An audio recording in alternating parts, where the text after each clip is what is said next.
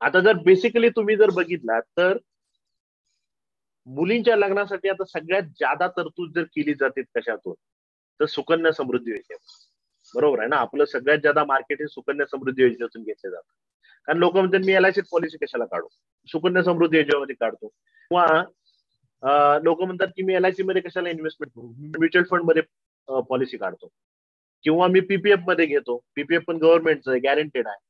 तर आपण जेव्हा गॅरंटेड मध्ये विचार करतो तेव्हा एलआयसी मध्ये पॉलिसीज का घेतली पाहिजे, तर का प्रोव्हिजन पेक्षा एलआयसी पॉलिसी चांगली. तर कोणत्याही गुंतवणुकीमध्ये हा एज्युकेशनचा एक पिरियड असतो इन्व्हेस्टमेंट, याला आपण गुंतवणुकीचा पिरामिड म्हणतो. म्हणजे याचा अर्थ काय की तुमचा बेस पक्का पाहिजे. पिरामिड उलटा उभा नाहीये, पिरामिड सरळ उभा आहे. जर पिरामिड त्याच्या शिखरावर उभा असता तर स्टेबल राहिला असता का, नाही, पडला असता. म्हणून तर त्याचा बेस पक्का आहे. मग बेस काय आहे, सगळ्यात पहिल्यांदा संरक्षण सगळे घेतले पाहिजे. वैद्यकीय विमा घेतला पाहिजे, गंभीर आजाराचा विमा घेतला पाहिजे, अपघात आणि अपंगत्वाचा विमा घेतला पाहिजे, लाईफ इन्शुरन्स घेतला पाहिजे आणि आपत्कालीन निधी पण ठेवला पाहिजे.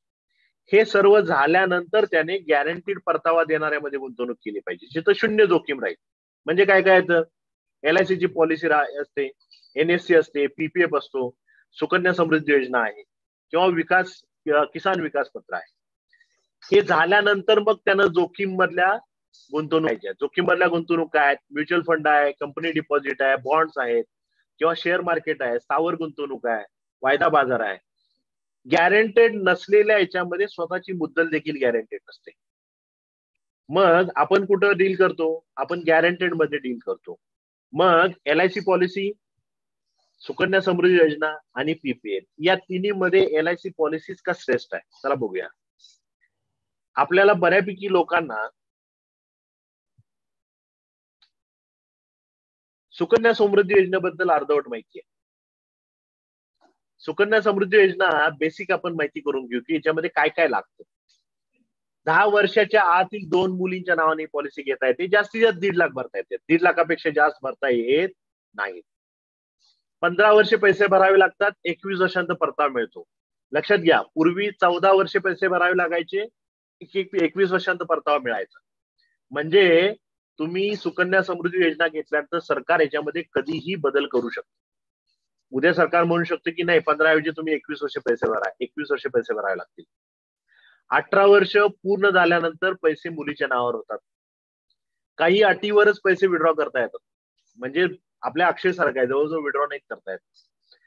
व्याज दर प्रत्येक तिमाहीला जमा होते. व्याजदर दर महिन्याला, किंवा आता तो स्टेबल आहे, पण दरवेळेस स्टेबल राहील असं नाही. जुन्या अनुभवावरून व्याजाचे दर कमी होत जातात. महिन्याच्या 1 ते 5 तारखेला जर जे रक्कम भरलेली आहे त्या रकमेवरच व्याज मिळतं. म्हणजेच आपल्याला जर सुकन्या समृद्धी योजनेमध्ये पूर्ण वर्षाचे व्याज जर मिळवायचं असेल, सुकन्या समृद्धी योजनेमध्ये पूर्ण वर्षाचं जर व्याज मिळवायचं असेल तर 1 ते 5 एप्रिलला पूर्ण वर्षाचे पैसे भरले गेले पाहिजे. दर महिन्याला जर हप्ता भरला तर व्याजाचा परतावा कमी मिळतो, कारण 31 मार्चला जे पैसे भरलेत किंवा मार्च महिन्यामध्ये जे पैसे हप्ता भरलेला आहे त्याला 1 एप्रिल ते फेब्रुवारी पर्यंत व्याज मिळत नाही, त्याला फक्त मार्च व्याज मिळतं. पालकांच्या अनुपस्थितीमध्ये देखील पैसे भरत राहावे लागतात, त्याच्यामध्ये काही सूट नाहीये. 2014 पासून 2021 पर्यंत जर इतिहास बघितला तर 2014 मध्ये 9.1 व्याजदर होता आणि आज 2021 मध्ये हाच व्याजदर 7.6% आहे. म्हणजे 7 वर्षामध्ये 1.5% व्याजदर कमी झालेला आहे. मी तुम्हाला एक एक्सेल शीट दाखवतो.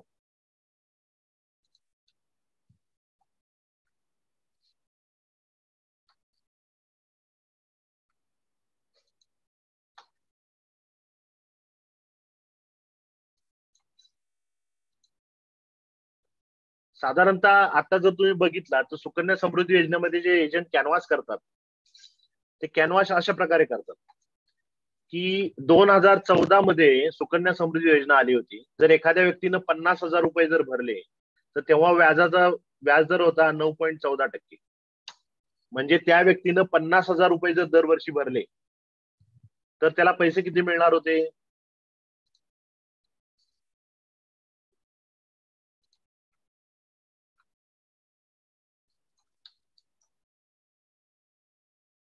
27,37,000 रुपये.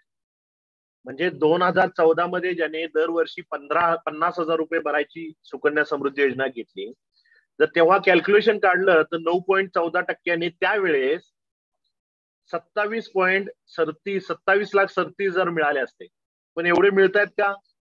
100% नाही. कारण मागच्या 7 वर्षामध्ये 0.20% व्याजदर कमी झाले. म्हणजे ऍक्च्युली त्याला मिळणार किती आहे? 19,27,000 रुपये. ते पण त्याने 1 ते 5 एप्रिलच्या दरम्यान भरले असतील तर. दर महिन्याला भरत असेल तर एवढे देखील मिळत नाही.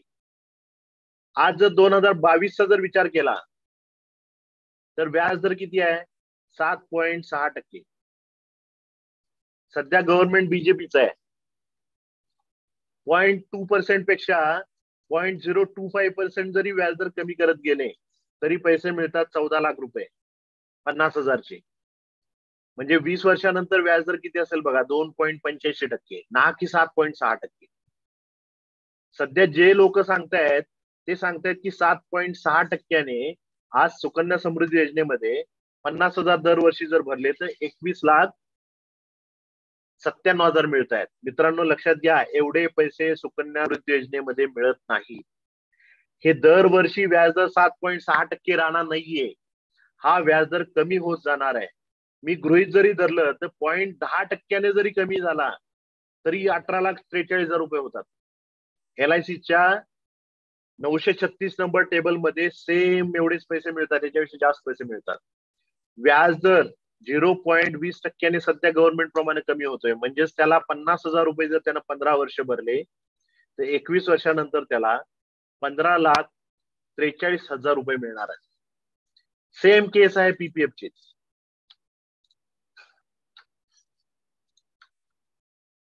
मी इथं गृहीत धरले की दर 2 वर्षांनी 0.25% कमी होणार आहे.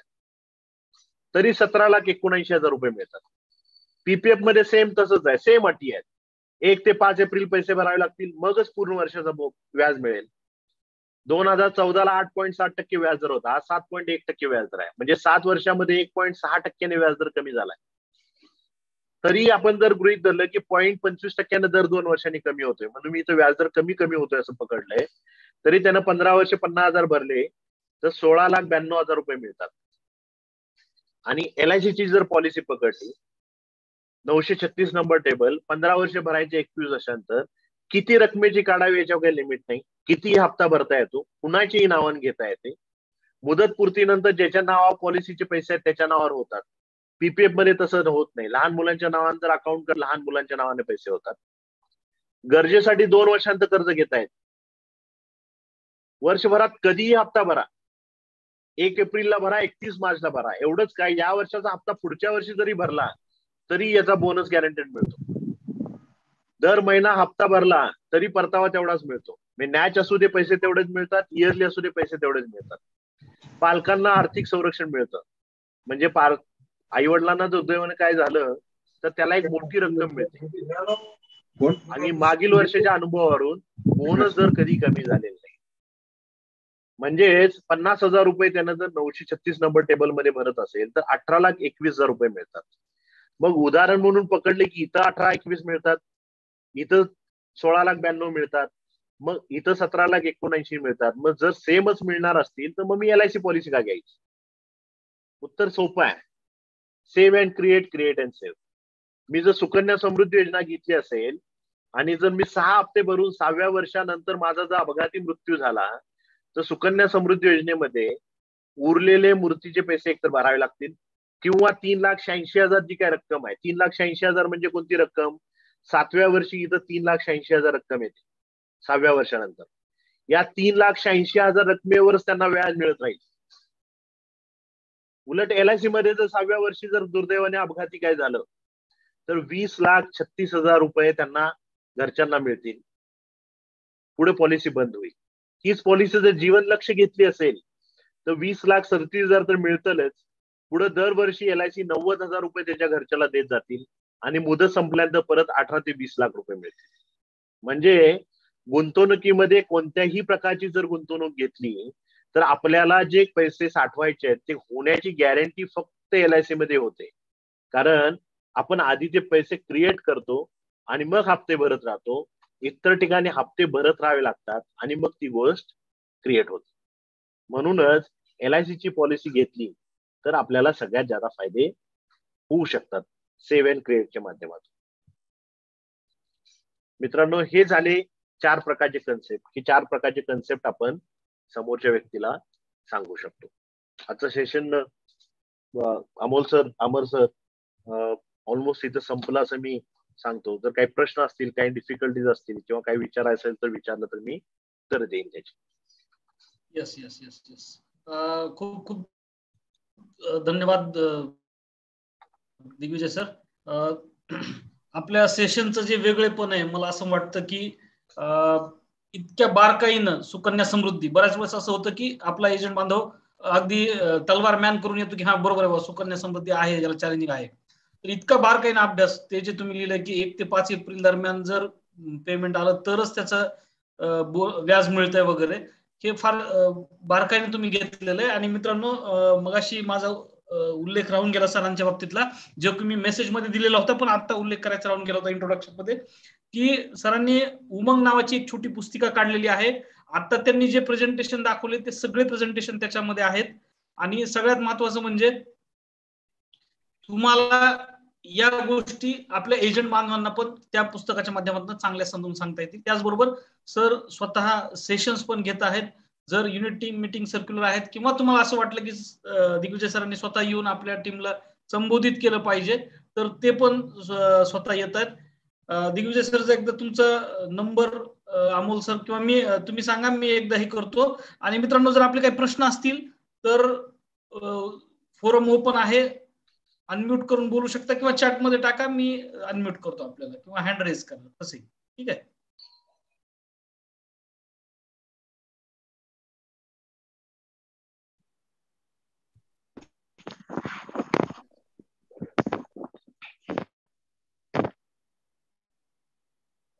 येस मित्रांनो, कोणाला जर काही प्रश्न असतील तर विचारा. अनम्यूट करायला संधी आहे. दिग्विजय नलावडे सरांनी नंबर शेअर केलेला आहे, 8888747007.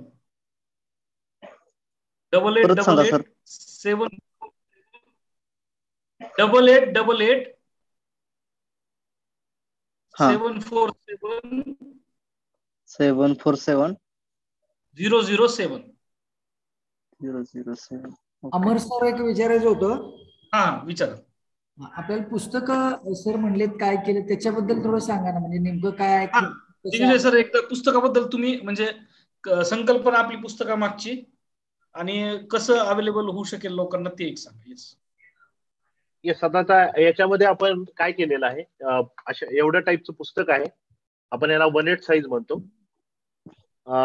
याच्या हे 2 भागामध्ये आपण डिवाइड केलेलं आहे. पहिल्या भागामध्ये दिले आपण कन्सेप्ट दिले आहेत. माझा बुक तयार करताना हा उद्देश नव्हता की एजंटना आपल्या हातातून पॅम्पलेट घ्यावं आणि घरी नेऊन टाकून यावं पॉलिसी होल्डरच्या. कारण कन्सेप्ट आहेत, त्यानं जाऊन क्लिअर करायचं, त्यासमोर त्यानं बोलायचंय जाऊन. आणि म्हणून मी करताना थिअरॉटिकल मध्ये काही न लिहिता मी काय दिलंय की त्याला पॉलिसी होल्डरच्या गेल्यानंतर आपल्या फिगरच्या माध्यमातून त्याला कळावं की आपल्याला काय बोलायचं आहे. म्हणून आपण काय केलंय, बेसिकली आता जो मी प्रोटेक्शनचं जे मी प्रेझेंटेशन दिलं, ते प्रेझेंटेशन मी मला या स्क्रीन शेअरिंग वर घेता येते का मी चेक करतो, म्हणजे मला ती इमेज दाखवता येईल. 1 सेकंड मला फक्त वेळ द्या.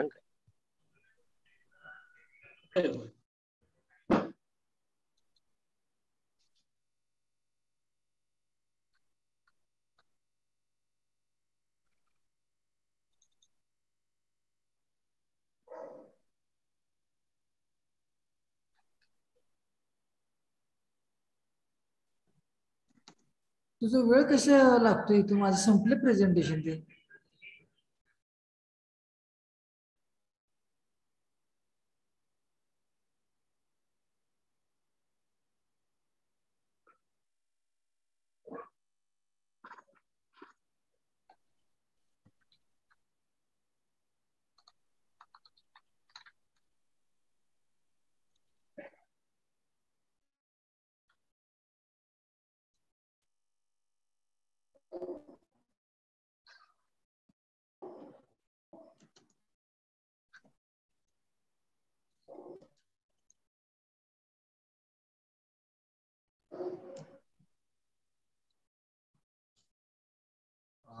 जर युट्यूबच्या सबस्क्रायबर्सला पण काही क्वेश्चन असेल तर त्यांनी चॅट बॉक्सला टाकावं.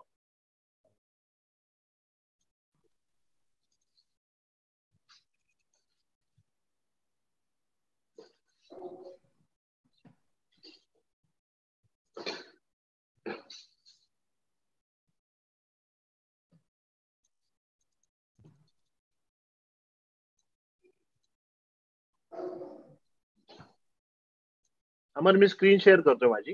होय होय होय येते स्क्रीन. होय. ऍक्च्युली अशा टाईपचं बुक आहे ते. मी बुकची ऍक्च्युली पीडीएफच दाखवतो तुम्हाला, जी आपली प्रिंट कॉपी आहे. आपण त्यामध्ये काय केलंय की 2 विभागामध्ये केलेला आहे.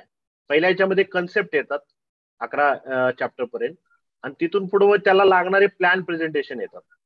असं आपण बुक मध्ये केलेलं आहे. माझा उद्देश असा होता की फक्त त्यानं बेसिक नाही वाचलं पाहिजे. आता सेलिंग प्रोसेस आपण 1 पेजची दिलेली आहे की सेलिंग प्रोसेस म्हणजे नेमकं त्यानं काय केलं पाहिजे. त्यानंतर ज्या सांगितल्या ते मी त्या नीड बेस्ड सेलिंग, त्याच्या 4 गरजा कोणत्या त्या दिलेल्या आहेत आपण. आणि मग त्या सेलिंग नीड प्रमाणेच आपण त्याला आर्थिक सर्वेक्षणाचं नियोजन, मग त्यामध्ये HLVचं ऍक्च्युली सेल टॉक दिलेला आहे, तो त्यानं जाऊन जर करायचा आहे तिथं घरी, आणि हे तो घेऊन त्याच्या समोर तो बोलू शकतो पॉलिसी होल्डरच्या, की नेमकं कसं दाखवू शकतो त्यांना की 100% उत्पन्न कुणाचं आहे वगैरे. मी जे आता प्रेझेंटेशन दिलं ते प्रेझेंटेशनच मी याच्यामध्ये युज केलेलं आहे सेम. आणि शेवटी आपण त्याची ह्युमन लाईफ व्हॅल्यू काढतो आणि त्याला आपण त्यावेळेस कितीची पॉलिसी लागणार आहे ती पण काढतो. तर प्रत्येकाची 30 लाखाची निघेलच असं नाही, त्यापेक्षा जी जादाची निघू शकते. पण एजंटला कधी कधी आपण HLV शिकवलेली पॉलिसी होल्डरच्या समोर आठवतच नाही कन्सेप्ट. हे समोर त्याच्या डोळ्यासमोर राहील आणि तो कन्सेप्ट सांगू शकेल, कारण रिस्क पत्नीला कॅनव्हास करायचा आहे. म्हणजे कुटुंबात त्यानं घरी जाऊन हे बुकच्या माध्यमातून समजावून सांगू शकतो. किंवा त्यानंतरचा दुसरा आपण कन्सेप्ट घेतलेला आहे की कन्सेप्ट रिटायरमेंटचा. रिटायरमेंटमध्ये पण दिलेला आहे आयुष्याचे 3 टप्पे पॉलिसी होल्डरला समजावून सांगायचे आहेत. किती खर्च त्याला भविष्यात लागणार आहे तो समजावून सांगायचा आहे. आत्ताच का पॉलिसी काढली पाहिजे, नंतर काढली तर लेट झाल्यानंतर काय होऊ शकतं, तो कन्सेप्ट दिलाय. आणि मग जीवन उमंग बेस्ट प्लॅन कसा आहे, कारण भविष्यामध्ये इंटरेस्ट रेट कमी होणार आहे, त्यापेक्षा आजच तुम्ही गॅरंटेड 8% घेतलं तर जादा होऊ शकतं, हे तिथे दिलेलं आहे. आणि नंतर शिक्षणासाठी आपण तो सेल टॉक दिलेला आहे, जेणेकरून त्याला जाऊन बोलता यावं. आणि लग्नासाठीचं पण तेच दिले. बऱ्यापैकी लोक काय करतात, पॉलिसी काढायची काय गरज आहे, मग आपण त्यांना लोन आणि LIC पॉलिसीमध्ये कम्पॅरिझन देऊ शकतो, हे त्याच्यात दिलेलं आहे.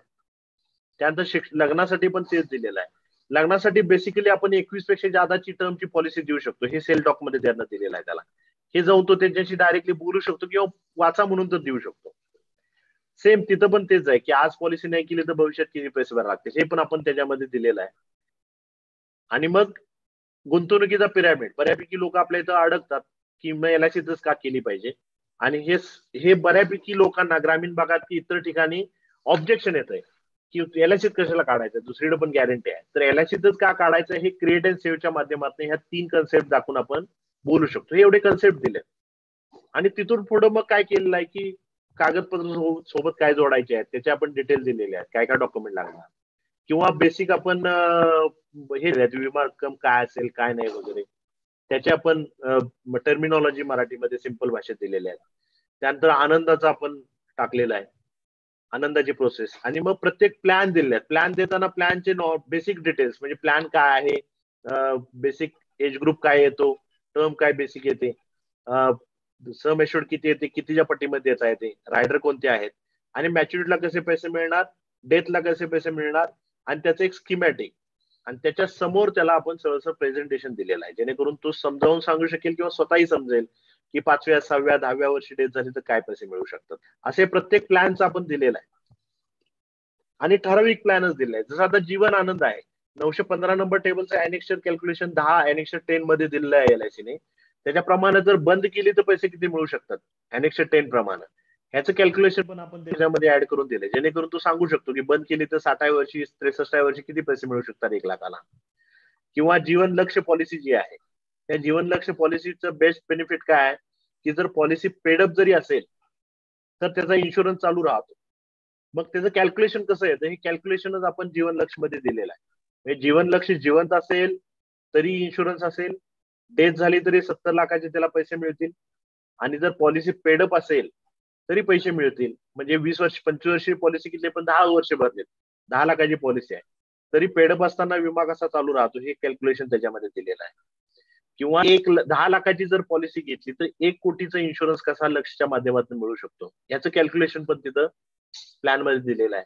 आणि आपण लक्ष साथी जो आपण जीवन साथी म्हणून विकतो त्याचं पण प्रेझेंटेशन आतमध्ये काढून दिलेलं आहे. त्यानंतर उमंगवर पण आपण असं सेपरेटली केलंय. लाभसाठी सरळ जे चार्ट नॉर्मली आता अवेलेबल आहेत आपण सेपरेटली देतो, ते चार्टच आपण बुक मध्ये टाकलेले आहेत. किती पैसे डेली भरले तर किती मिळतात दोन्ही टर्मसाठी 21 आणि 25. आणि उमंग मध्ये आपण मी 20 वर्ष टर्म कधी प्रेफर करतो. जर तुम्हाला हवा असेल तर मी आता 20 का घेतलं पाहिजे हे पण मी एक्सप्लेनेशन देऊ शकतो 15 पेक्षा. तर 20 वर्षाच्या टर्मचं प्रेझेंटेशन दिलंय. टर्म 20 घेऊन त्यानं 15 वर्ष जरी भरले तर तेवढेच मिळते जेवढे 15 वर्ष टर्म घेऊन पैसे त्याने घेतले असेल हे पण त्याच्यामध्ये एक्सप्लेन करून दिलं. आणि नेमकं पेडअप कसं होते जीवन उमंगची पॉलिसी हे डिटेलमध्ये आपण मराठीमध्ये कॅल्क्युलेशन काढून दिलेलं आहे त्याला, की जरी पेडअप झाले तर पैसे कसे त्याला मिळू शकतात कॅल्क्युलेशन असं. आणि बाकीचे प्लॅन मी जीवन भीमाश्री पण याच्यामध्ये प्लॅन घेतलाय. जर भीमाश्री मध्ये जर मनी बॅक देणार आहेत तर गॅरंटेड प्लॅन मध्ये हा सगळ्यात बेस्ट प्लॅन होऊ शकतो, जो आपण नाहीये सध्या, आपण दुर्लक्ष केलेला प्लॅन आहे. बहुतेक हा प्लॅन बंद होणार म्हणून डिक्लेअर झाला तर आपण जादा विकू. तर हा बेस्ट प्लॅन आहे, आपण विकायचा प्रयत्न केला गेला पाहिजे. की ह्याचं सगळ्यात महत्वाची केस आहे की हे गॅरंटेड आहे आणि हे 4.5 लाख मनी बॅक न घेता जर शेवटी घेतले तर ह्याच्या व्याज मिळतं आणि शेवटच्या 5 वर्षाचं लॉयल्टी ऍडिशन पण मिळतं. आणि मग इतर प्लॅन आपण शॉर्ट स्पॅन मध्ये दिले 4-4, 5-5 लाईनचे त्याचे युएसपी. क्लब मेंबरशिपचे डिटेल दिलेत. गॅलेक्सी क्लब मेंबरचे आपण आणि त्याच्यावर फोकस जादा केला की Galaxy club member corporate club मेंबरचे काय काय फायदे मिळतात ते दिलेले आहेत. नॉन मेडिकलचा चार्ट आपण त्याच्यामध्ये नवीनचा अपडेटेड टाकलेला आहे. त्यानंतर लहान मुलांचा नॉन मेडिकलचा चार्ट टाकलाय आणि लहान मुलांचे हाईट वेट मुलांचे वेगळे आणि मुलींचे वेगळे कन्व्हर्जन रेशो सहित आपण तिथं दिलेला आहे. आणि मोठ्या लोकांचा बीएमआय सुद्धा आपण इथं दिलेला आहे. लास्ट पेज मध्ये आपल्या एलआयसीचे इन्व्हेस्टमेंट कुठं कुठं आहेत हे दिलेले आहेत. शेवटी आपण एलआयसीची गॅरंटी दिली आहे. असं बेसिकली ते बुक मध्ये आपण हे सगळं आपण साधारणतः 72 पानाचं बुक आहे. हे सगळं बुक मध्ये आपण दिलेलं आहे. आता प्रॉब्लेम कसा आहे, बऱ्यापैकी लोकांना माहित नाही की एलआयसीनं गेल्या वर्षी इन्व्हेस्टमेंटवर रिटर्न किती कमवले. कुणाला माहिती आहे? कुणी वाचलंय आउटकम ऑफ बोर्ड मीटिंग? कुणी वाचलंय का? नाही सर. एलआयसीनं गेल्या वर्षी जे बोर्ड आपण आता आयपीओ आलेला आहे, दर तिमाहीला आपला बोर्ड आउटकम सबमिट होतो.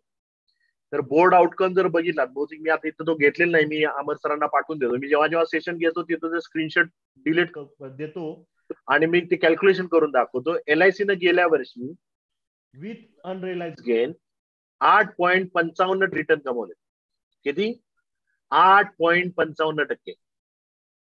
आणि विदाऊट अनरिअलाइज म्हणजे जे आपण बुक केलेलं नाहीये, जे बुक केलं त्याच्यावर 8.55% कमवले. आणि जे बुक केलेलं नाहीये, जे ऑलरेडी अजून इन्व्हेस्टेड आहे त्याच्यावर 21.84% व्याजदर कमवलेला आहे. हे बेसिकली आपण जेव्हा मार्केटमध्ये जातो तेव्हा माहित नाही. दुसरं, म्युच्युअल फंडवर पण लॉंग टर्म गेन टॅक्स आहे, तो भविष्यामध्ये वाढणार आहे. ऑलरेडी आता चर्चा चालू झाली. आता हे इंटरॅक्टिव्ह सेशन जेव्हा 1 to 1 एजंटांशी होतं तेव्हा त्याच्यामध्ये एक्सप्लेन देता येतात की म्युच्युअल फंड पेक्षा एलआयसीचा प्लॅन उमंग बेस्ट कसा आहे. ज्यांनी ज्यांनी माझ्यावर सेशन केलेत एजंटांचे त्यांना माहिती झालेलं आहे, त्यांनी कॅल्क्युलेशन काढून बघितलंय की उमंग मध्ये जे रिटर्न मिळत आहे ते म्युच्युअल फंड मध्ये गॅरंटेड 12% जरी मिळाले 20 वर्षासाठी तरी त्याच्यापेक्षा उमंग परवडतो. हे मी आपण सेशनला 1 to 1 इंटरॅक्शन मध्ये कॅल्क्युलेशन करून आपण दाखवतो. किंवा जीवन लक्ष्य माध्यमातून आपण त्या समोरच्या व्यक्तीला 30 लाखाची पॉलिसी न देता, कारण मगाशी 30 लाख HLV निघाली होती, 6 लाखाची पॉलिसी देऊन आपण त्याला दर महिन्याला गॅरंटेड 15,000 रुपये कसे देऊ शकतो याचे कॅल्क्युलेशन पण येतात. पण ते इंटरॅक्टिव्ह सेशन मध्ये ज्यादा सांगणं सोपं पडतं 1 to 1 असं सिंगल याच्यामध्ये सांगण्यापेक्षा, कारण उत्तर समोर नाही येतं. असं हे पुस्तकाचं टोटल हे आहे, तयार केलेलं आहे आपण. याची कॉस्टिंग किती आणि किती घ्यावी लागतील पुस्तक? आता याचे आपण 1,200 रुपये कॉस्टिंग ठेवलेलं आहे इंडिव्हिज्युअल साठी. आपण शक्यतो मी इंडिव्हिज्युअल बुकिंग घेत नाही, मी डिओनच्या माध्यमातून बुकिंग घेतो. कारण इंडिव्हिज्युअल पुस्तक पोस्ट करणं पॉसिबल नाहीये, कारण पार्सल पाठवणं पण पॉसिबल नाहीये. 50-100 रुपये खर्च त्याला, म्हणजे पुस्तकाची किंमत कमी. आता काही डिओनी आग्रह म्हणून एकच पुस्तक मागवलं लांब तिकडून गोंदियावरून, आणि मग त्यांना मला फोन आला, सर तो कुरिअरवाला 100 रुपये मागतोय. मी म्हटलं सर काय करणार त्याला, मग तुमच्या इथं गोंदियाला पाठवायला 100 रुपये खर्च येतो. म्हणजे पुस्तकाची किंमत 1,200 रुपये आणि त्यांना ते 100 रुपये त्याला द्यावे लागले. त्यामुळं आम्ही बऱ्यापैकी डिओना इन्सिस्ट करतो की 10 पेक्षा जादा कॉपीज मागवा, जेणेकरून पर कॉपी तुम्हाला जे पोस्टेज चार्जेस आहेत ते कमी पडतात. कारण आपण 2 पे करतो, कारण तुम्हीच त्या पार्सलवाला द्यायचा आहे. त्यामुळे जरी ₹125 आपण प्राइस ठेवली असली तर 10 पेक्षा जादा जेव्हा डिओ घेतात आपण ₹100 मी हे बुक देतो. म्हणजे साधारणतः 10 बुक घेतले तर ₹1000 हे 10 बुक्स पडतात. दिग्विजय सर, एक सजेशन द्यायचं होतं, देऊ का सर? द्या ना. सर, हे पुस्तक जे केले ना त्याच्याबद्दल म्हणजे काय भावना व्यक्त करू सर? आय लव्ह यू म्हणतो मी तुम्हाला सर. काय ह्याच्यामध्ये ते पुस्तक दिसतं नाही ना, गीता श्लोक, गीता सार दिसते सर. त्याच्यासाठी गीता कमीत कमी 2, 2.5, 3 वर्ष तुम्ही तुमची घालवली असतील. 100%. सर, हे तुम्ही पुस्तकाची किंमत ₹125 ठेवले ना सर, हे फार चुकीचं केलं सर. याची ₹500 तुम्ही किंमत ठेवा सर. नाही. माझा आपला उद्देश कसा आहे, मी डेव्हलप्ड ऑफिसर आहे. मला माहिती आहे माझे काय एजंट विकत घेतात. एक लक्षात घ्या, मी ऍज अ डीओ आहे, पण माझ्या टीमनं पण हे पुस्तक विकत घेतलेलं आहे.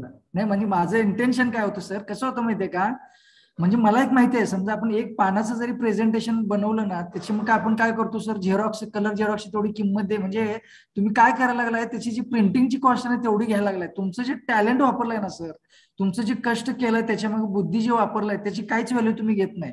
माझं मत असं आहे सर, तुम्ही पुस्तकाची कॉस्ट ₹500 ठेवली पाहिजे.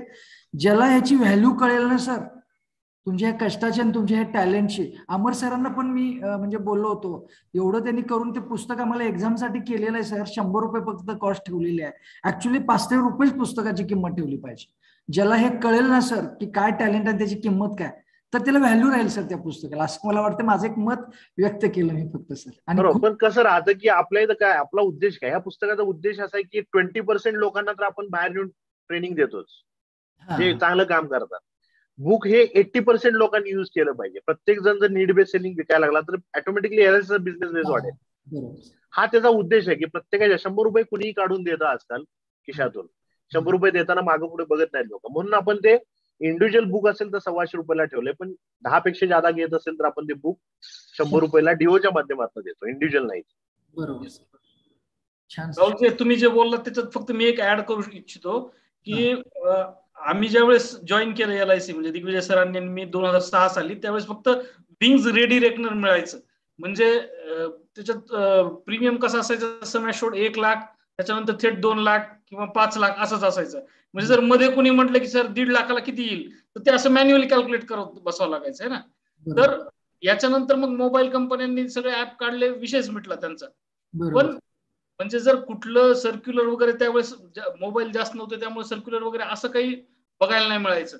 पण या पार्श्वभूमीचा जर आपण विचार केला तर मला असं वाटतं की विंग्स नंतर अशा पद्धतीनं एज्युकेट करणार, किंवा विंगच्या पुढेही जाऊन, मी असं म्हणजे विंग्सचं ते फक्त इंग्लिशमध्ये होतं, तर अशा प्रकारचं एक अभिनव पुस्तक दिग्विजय सरांनी काढलेलं आहे. म्हणजे माझ्याकडे पण त्याच्या कॉपी त्यांनी पाठवलेल्या आहेत. मला असं वाटतं की हे प्रत्येकानं घ्यावं.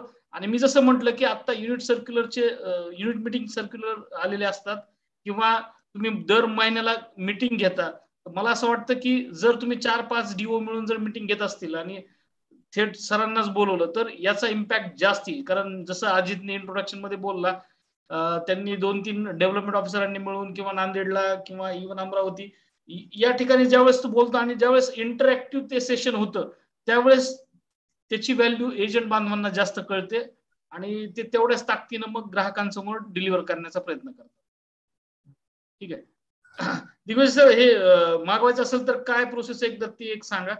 म्हणजे मग अनम्यूट करा. आपण त्याचे गुगल पे न किंवा फोन पे न तुम्ही युज करू शकता. आपण आता हे बेसिकली सगळं आपण माय मेसेजच्या नावाने आपण सगळं करतो.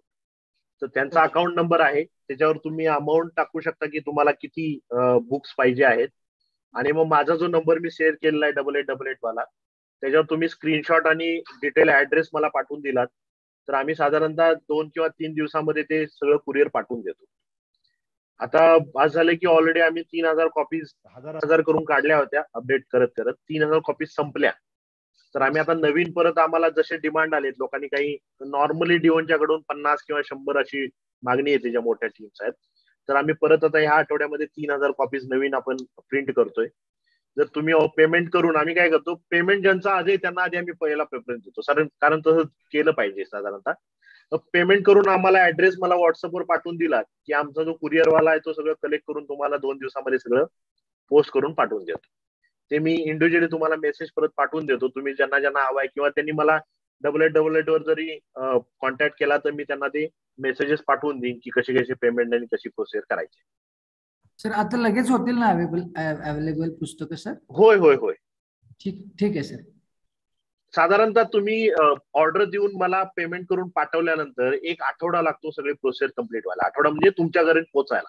Okay sir. कारण कुरिअर पुणे असेल तर 3 दिवस. कधी कधी काय होतं, एक कुरिअर होतं की जर आठवडाभर मिळालं नाही त्यानंतर जे कुरिअर मिळाले, आपला एरिया कुठला आहे त्यावर डिपेंड करतं, पण साधारणतः 4 दिवस लागतात प्रत्येक ठिकाणी जायला.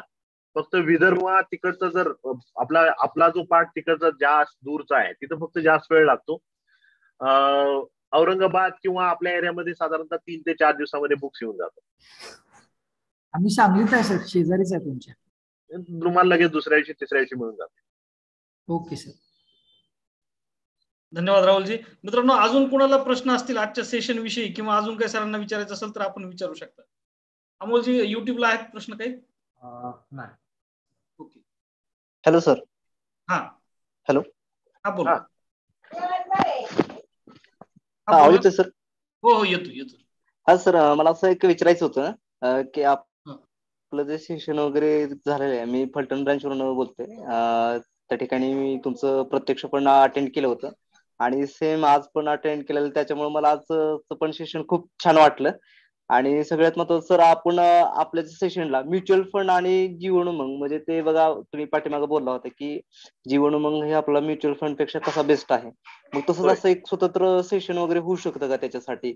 किंवा एखादा टर्म इन्शुरन्स एखादी व्यक्ती घेत असते किंवा प्रायव्हेट कंपन्यांचे अगदी कमी प्रीमियम वरती वगैरे, तर आपलाच टर्म इन्शुरन्स का घेतला पाहिजे किंवा टर्म इन्शुरन्स पेक्षा आपला जीवन लक्ष का घेतलं पाहिजे, तर त्याच्यावरती एखादं सेशन होईल का आपलं? होऊ शकतं ना. आता म्हणून मी सांगतो नीड बेस्ड सेलिंग मध्ये आता हे 1 to 1 म्हणजे 1 वे फक्त सेशन होतं. पण जेव्हा D1च्या, आता मी जवळजवळ 15 सेशन आतापर्यंत मी D1च्या मिटिंगचे घेतलेले आहेत. आणि मला वाटतं मी आता आज सेशन घेतोय, मी सॅटर्डे संडे देखील 2 दिवस किंवा पुढच्या शनिवारी पण मी D1च्या सेशनला आहे. इंटरॅक्टिव्ह सेशन असेल तर काय होतं की रिस्क कोणाचे हे आपण सांगितल्यानंतर प्लॅन कसा कॅनव्हास करायचा आहे हे पण कॅल्क्युलेशन त्यावेळेस आपण एजंटाला समोर शिकवतो. फक्त सांगून होत नाही, तो मोबाईलवर लगेच काढून प्रीमियम सांगतो, लिहून घेतो. त्यानंतर जीवन उमंग रिटायरमेंट प्लॅन मध्ये जीवन उमंग म्युच्युअल फंड पेक्षा कसा बेस्ट आहे, किंवा जीवन उमंग विकायचे 4 कन्सेप्ट आहेत, ते 4 कन्सेप्ट तिथं समोरासमोर इंटरॅक्शन मध्ये सांगता येतात. एजंटामधलेच कोणीतरी उभारतात, त्यांना लक्षात येतं मग उदाहरण दिल्यानंतर की येस हे आपण कधी विचार नाही केला असा. त्यामुळे इंटरॅक्शन सेशन मध्ये ते ज्यादा देणं सोपं पडतं ऑनलाईन पेक्षा. पण तसं आपण याच्यावर काय करता आलं तर तसं काय प्रयत्न करायला हरकत नाही आपल्याला. बरोबर. म्हणजे कसं होतं सर, टर्म इन्शुरन्स वरती जास्त आता ऑब्जेक्शन वगैरे येतात ना, मग ते काय म्हणतात टर्म इन्शुरन्स घ्यायचा असेल तर म्हणतात की LICच का घ्यायचं, का प्रीमियम वगैरे जास्त असतात इतर कंपन्या प्रायव्हेट कंपन्यांपेक्षा. असं आजकाल भरपूर असे उदाहरणं आलेली आहेत की ज्याच्यामध्ये प्रायव्हेट इन्शुरन्स कंपनीने रेप्युटेड केलेले क्लेम आहेत, प्रुडेन्शियल असेल, HDFC असेल, ते आपल्याला घेऊन फिरलं पाहिजे. मला असं वाटतं की आता आमच्या इथं सगळ्यात जादा मी टर्म इन्शुरन्स विकतो, खूप चांगला विकतो. आमच्याकडे रेशो असा आहे की 25 लाख इक्वल टू 1 लाख. माझ्या एजंटनं जर 1 लाखाची पॉलिसी आलं तर मी आनंदी होतो ना की 6,000 प्रीमियम आला. मग 25 लाखाला 6,000 प्रीमियम आला तर काय वाईट आहे, कारण तो जेव्हा आज 25 लाख मी त्याला दिलाय, टर्म इन्शुरन्स कोण घेतो, ज्याच्याकडे ITR आहे तोच टर्म इन्शुरन्स घेऊ शकतो. म्हणजे बेसिकली टर्म इन्शुरन्स मध्ये मला कळतं की त्याची व्हॅल्यू किती आहे, प्लस जुन्या पॉलिसीज करतात, मला त्याने प्रायव्हेट मध्ये काय घेतलं काय कळतं, सगळंच मला कळतं. मला पोर्टफोलिओ सगळा माझ्याकडे त्याचा येतो आणि तो आल्यानंतर मग मी त्याला काय करतो की सर याच्यापेक्षा हे माझं कसं चांगलं आहे हे मी नंतर सांगू शकतो आधी सांगण्यापेक्षा. आणि तो ते एकदा आपल्या 25,000चे 6,000 हप्ता घेऊन गेले, मी म्हणतो 6,000 त्यांना हप्ता घेऊन आपली फी भरून त्यांना आपला क्लायंट झालाय. त्याला आपण भविष्यात चांगली सर्व्हिस देऊन अजून पॉलिसी आपण त्याला देऊ शकतो. बरोबर. त्यामुळे मी तर म्हणतो टर्म इन्शुरन्स धडक्याने विकले पाहिजे. त्यांना एवढं सांगायचं की आम्ही काही बघत नाही सर. तसं LIC खूप स्क्रुटनी करते, पण LIC थोडी लिबरल पण आहे इतर कंपन्यांपेक्षा, कारण LIC ला स्वतःला काय ठेवायचं नाहीये. LIC 40 लाख करोडचं हँडलिंग करते पण स्वतःला 0% प्रॉफिट ठेवते. आता ते IPOच्या माध्यमातून थोडं 3-3.5% ठेवायला चालू करेल, पण ते पण वरचं शेल की आता जे नॉन पार्टिसिपेटिंग आहे. पार्टिसिपेटिंगचं आपण काही ठेवणार नाही साहेब. त्यामुळे आज समोरच्या कसं आम्ही 1-1 कोटीच्या पॉलिसीज केल्या हजबंड वाईफच्या, की ज्यांनी आधी प्रायव्हेटला कोटेशन घेतलं आणि त्यांनी LIC ला घेतलेला. सेम कारण ह्याच्यावर की बाबा तुम्ही LIC का घ्यायचे, आपण समोर बसून आपलं रिलेशन आहे. ऍक्च्युली LICचा इथं काही संबंधच नाहीये. कस्टमरच्या आणि एजंटच्या आणि आपण तिथं जाऊन जे बोलतो त्या रिलेशनवर तो आपल्याकडे पॉलिसी काढायची का नाही ठरवतो. बरोबर. आणि ऑनलाईन आणि ऑफलाईनचं पण आहे. भरपूर लोक ऑनलाईन घेतो म्हणतात. जर एखाद्या व्यक्तीला ऑनलाईन पॉलिसी घ्यायची असेल तर पुरुषाला ते ठरवण्याची अजिबात मान्यताच नाही की पॉलिसी मी ऑफलाईन घ्यायची की ऑनलाईन घ्यायची. ऑनलाईन घेत असताना क्लेम कोण करणार आहे, पत्नी करणार आहे. त्यामुळे त्यानं पत्नीला विचारलं पाहिजे की मी ऑनलाईन घेऊ का ऑफलाईन घेऊ, कारण क्लेम आल्यानंतर तो व्यक्ती क्लेम घेण्यासाठी स्वतः नसणार आहे, पत्नी असणार आहे. मग पत्नीला तुम्ही जाऊन दाखवा की बा मी हे ऑफलाईन घेतलं तर मला 4,000 रुपये 5,000 रुपये हप्ता जास्त येतो आणि जर ऑनलाईन घेतला तर 5,000 मला आता कमी येतो. पण मी जेव्हा नसेन तेव्हा जिथं मी 5,000 जास्त भरतोय तिथं तुला घरात सर्व्हिस मिळेल, तो घरात चेक आणून देईल, सगळं डॉक्युमेंट घरातून घेऊन जाईल आणि जिथं 5,000 आज माझे वाचणार आहेत तिथं तुला बाहेर पडून तुला सगळं करावं लागेल, तिथं कोण मदत करणार नाही. मी 100% सांगतो 99.99% लेडीजचं असेल की जाऊ दे आता 5,000 भरा, मला नंतर ताप नको. ओके चालेल ठीक आहे. आणि हे पॉलिसी आम्ही असं केलेलं आहे, पॉलिसी होल्डरला सांगितलं मी मॅडमना सांगा की 5,000 रुपये मला कमी पडतायत आणि ऑनलाईनला 5,000 रुपये भरले आणि LICत भरले तर मला 5,000 रुपये जास्त लागतात. LICत भरले तर मला नंतर तो एजंट सगळं करून देईल, ऑनलाईन बाई तुला करावं लागेल. तर ते मॅडमने सांगितले की नाही 5,000 जादा भरा, नंतर मला कुठं कळणार आहे काय काय करायचं. ओके बरोबर आहे. तर आपण सेमिनारचं किती घेतोय, म्हणजे फीस स्ट्रक्चर कसं आहे? तर आपण असं आता मी स्वतःचं फी स्ट्रक्चर असं काय ठेवलेलं नाही, कारण ऍज मी DO म्हणून काम करतोय, मी फॅकल्टीला पण काम करतो. मी सगळ्या DOना तेच सांगतो की तुम्ही सेशन ठेवा, येण्या जाण्याचा माझा खर्च करा, राहण्याचं करा आणि सेशन ऐकल्यानंतर तुम्हाला जे वाटेल ते तुम्ही फीस तुम्ही देऊ शकता. अशी काही फिक्स पेड आपण फी ठेवलेली नाही. Okay sir.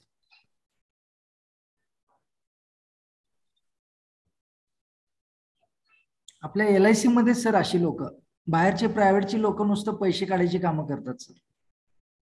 निर्मळ कसं आहे आता बऱ्यापैकी ज्या DOचे मी सेशन घेते तरच आहेत किंवा बऱ्यापैकी लोकांना आपण ओळखतो ऍज अ DO, त्यांना आपण प्रोफेशनली आपण पैसे एवढे तू दे असं येऊ म्हणू शकत नाही. बरोबर बरोबर सर. प्रायव्हेट ट्रेनरचं कसं आहे त्यांचा तो बिझनेसच आहे.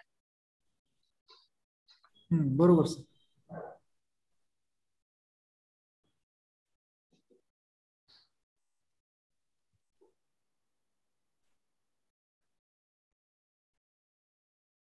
अजून कोणाला काही प्रश्न असेल तर प्लीज विचारा.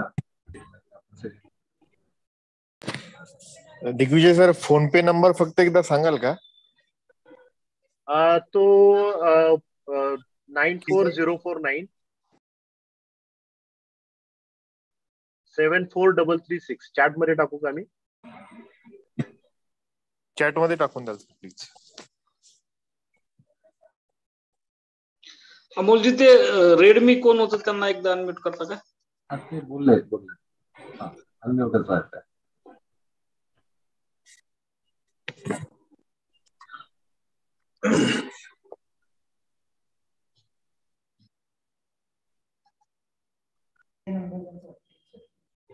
सर तुमची ब्रांच कुठले आहे कोल्हापूर मधले? कोल्हापूर 947. म्हणजे सिटी मधली आहे का सर? होय होय. Okay okay sir. Kolhapur city म्हणजे ग्रामीणचाच भाग येतो. Okay sir. मित्रांनो शेवटचा 1 मिनिट, आपल्याला जर काही प्रश्न असतील तर एकदा चॅट मध्ये टाका किंवा हँड रेज करा. अमोल सर आपल्याला अनम्यूट करतील, अदरवाईज आपण आजचं सेशन रॅप अप करूया.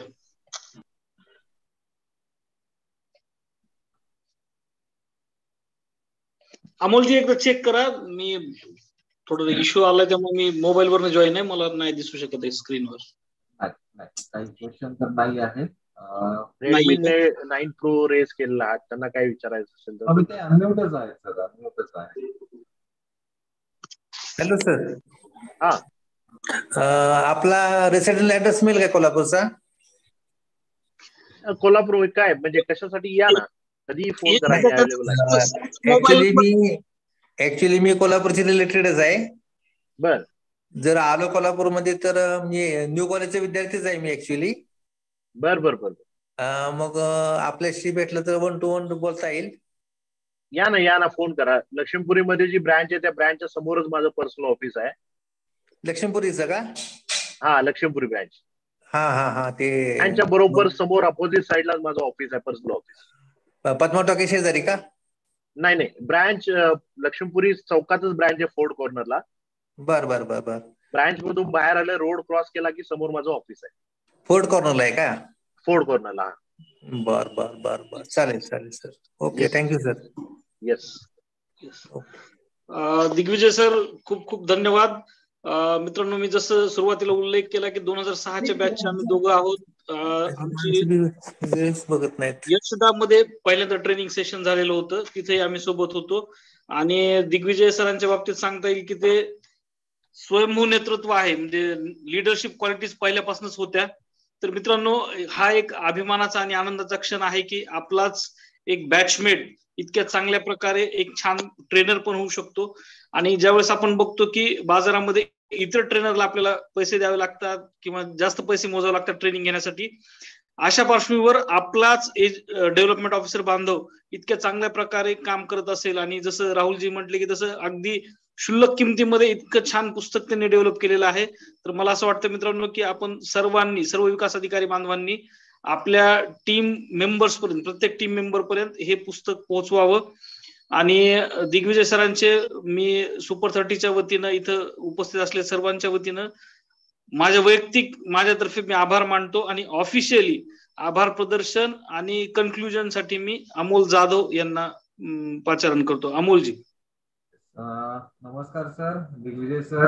सगळ्यात पहिले सुपर 30च्या वतीने मी आपलं खूप खूप धन्यवाद करतो सर की आजचा सेशन इतका उत्कृष्ट झाला. आणि तू म्हणतात ना सर की तुम्ही ऍग्रीशी बिलॉंग आहेत म्हणून, की ते जे एक झाड लावलेलं असतं त्या झाडाला ज्यावेळेस फळं द्यायला येतात तर त्या झाडाचं महत्व कळतं. तसं हे पुस्तकाच्या रूपाने तुमचा एवढ्या दिवसातला जो फळ आहे तो फळ आता सगळ्यांना भेटतो आहे. आणि सर, दुसरं सगळ्यात महत्वाचा विषय म्हणजे की असं नेहमीच म्हणतात की बायकोचं ऐकलं पाहिजे, बट इन्शुरन्स मध्ये का बायकोचं ऐकलं पाहिजे हे आज तुम्ही समजून सांगितलंय. कारण पत्नीला विचारायचं की तुला काय करायचंय, त्या ठिकाणीच माणूस पत्नीला विचारत नाही. तर ती गोष्ट आता सगळेजण इथून पुढे इम्प्लिमेंट करतील सर. सर, आपण लवकरच सुपर 30च्या सेशनला आपण ऑफलाईन प्लॅटफॉर्म वरती भेटूया, मी अशी रिक्वेस्ट करतो सर. आपल्याला औरंगाबादला आमंत्रित करतो. आजचं सेशन खूप चांगलं झालं. आज जे सगळे डेव्हलपमेंट ऑफिसर तिथे जॉईन झाले आहेत त्या सगळ्यांचं पण सुपर 30च्या